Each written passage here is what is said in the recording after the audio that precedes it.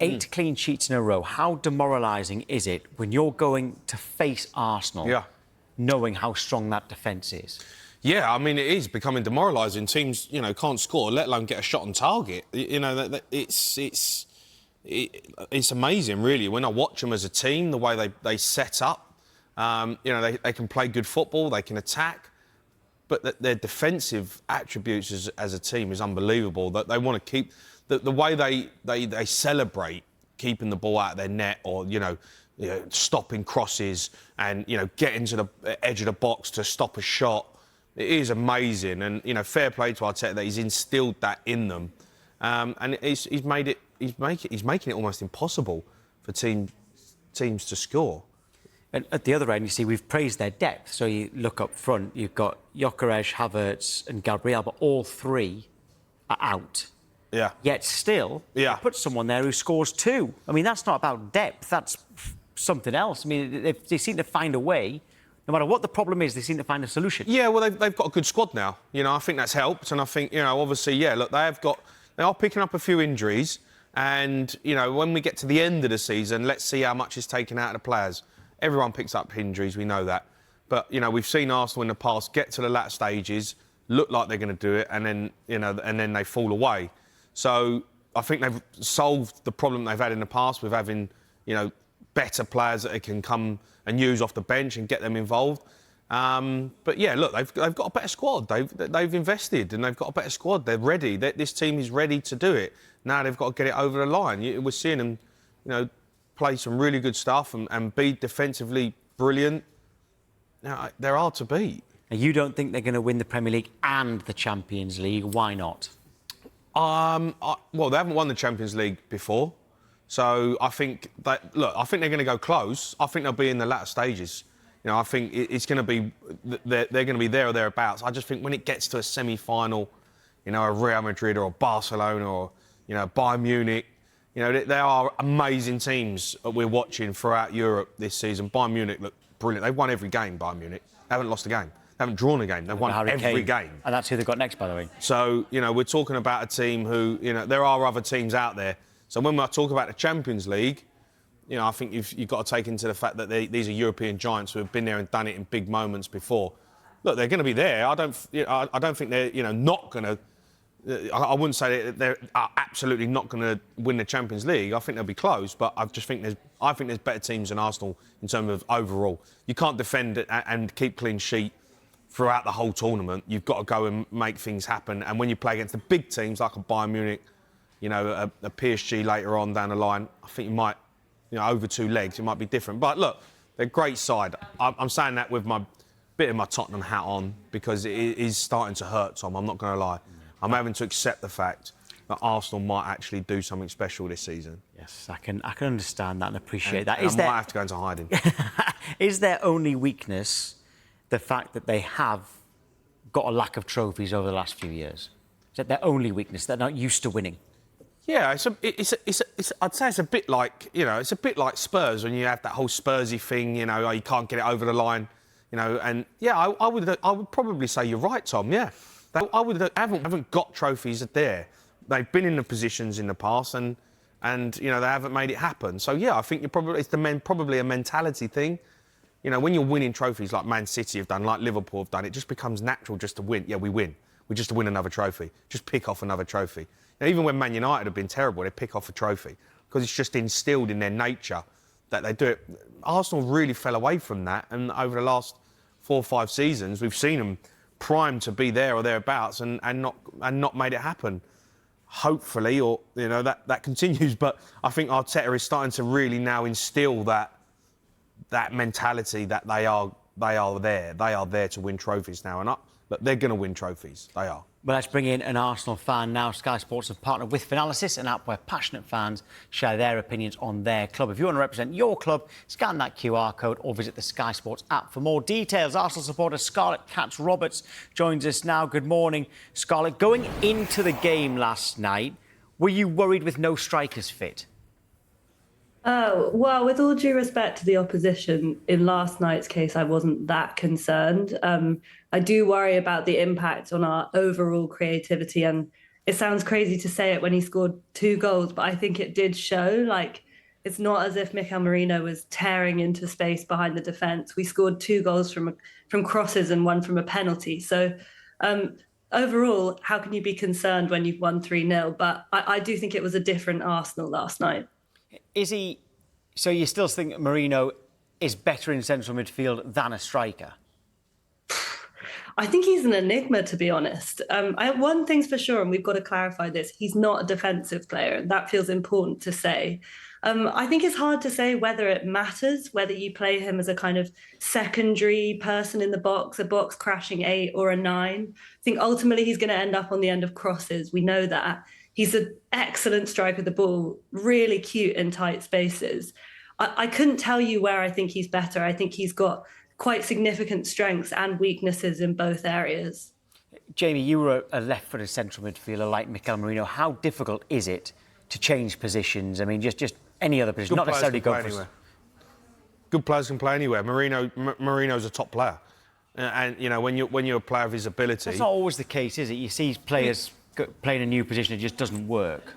Yeah, but I believe that good players can adapt. He's got the attributes in his brain, the way he can think, the way he can change. When he plays in a certain position, you have discipline.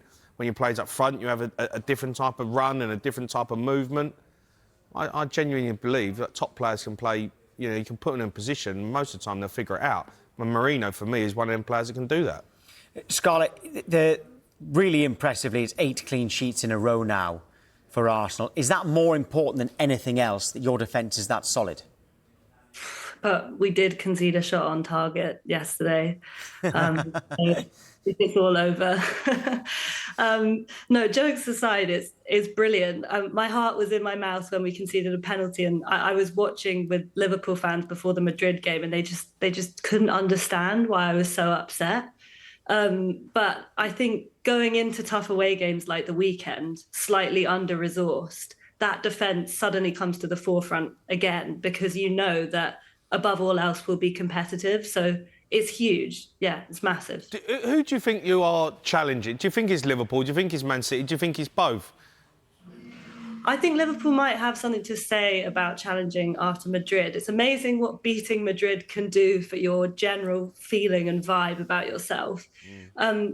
Look, they're dangerous, but I think they've still got massive problems to work out. And to be honest, I think the same about Man City. Like, how many goals has any other player scored apart from Haaland? It's a Stev own goals on 2. So I think probably it is City, but it's 2 adversaries with very significant weaknesses at the moment. They play each other at the weekend, right? It's massive weekend football that for Arsenal and for them. Yeah, but Manchester City at home to Liverpool, isn't it?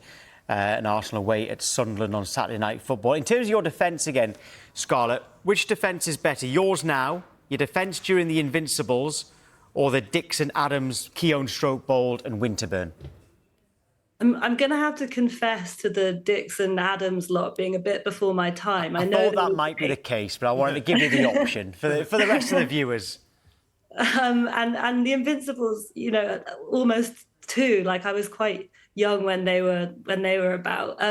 I think our defence last night broke George Graham's record and equalled our best defensive record since 1903. So recency bias, but maybe it's them. But Jamie will probably tell me they have to win something before they can be considered good. Well, they do. It's simple as that. They got to win a title. Yeah, for sure. They're amazing, but they need to win titles and they need to win major honours.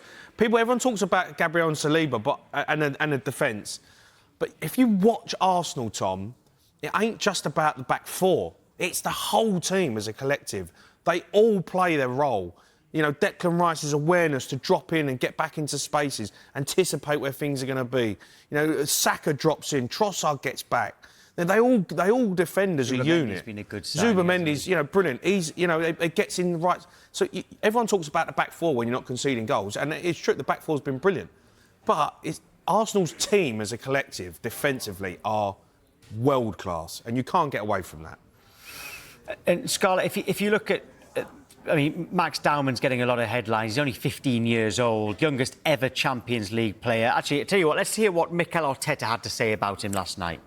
what he's done on the pitch, that he comes in, the first ball he takes people on and starts to dribble, gets a foul. That's personality, that's courage, and that you cannot teach that. You have it or you don't, and it doesn't matter what his passport says. You throw him in this context and he's ready to adapt and have a good performance, so really happy with that. Scarlett, is it ridiculous to think that he could make England's World Cup squad?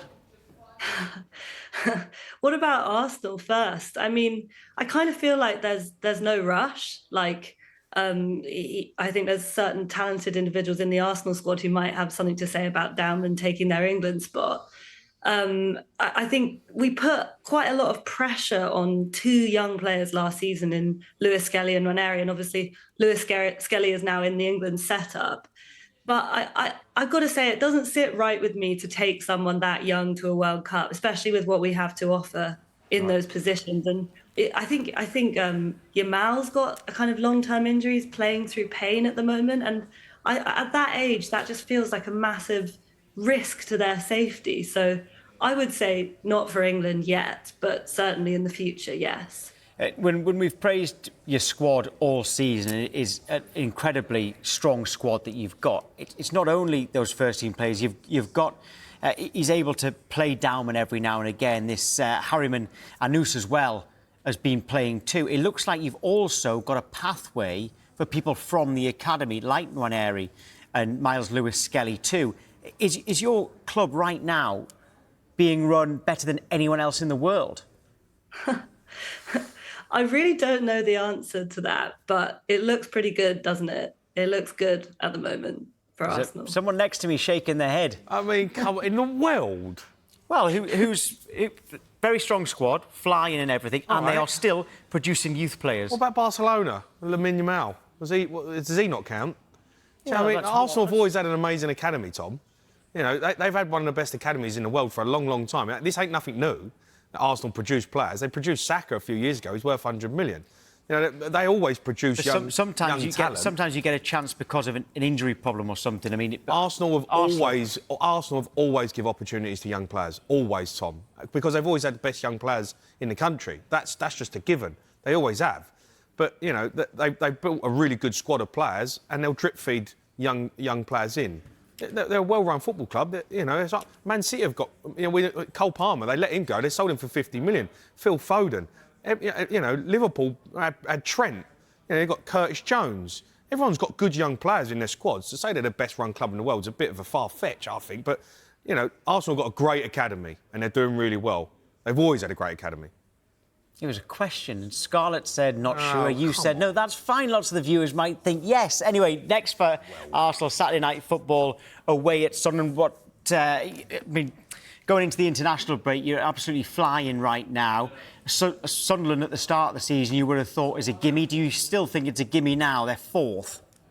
Absolutely not. Absolutely not. It's going to be red hot at the Stadium of Light on Saturday evening. Granit Xhaka, I think, will probably have something to say about our fortunes in that game. And of course, we go there probably without a recognised striker, which, you say what you want about Mikel Merino, great player. He's not going to allow us to play the same kind of football that Gyökeres has been helping us play this season. I think we'll be competitive, and I don't think we'll concede many chances. And I think we've got a great chance of winning. And I really hope we do, because we've got players coming back after the break and a really tough run of fixtures. So we've got to keep the momentum up. Yeah, big game for us before that break. Scarlett, thank you. Thanks, Scarlett. Thank you very much.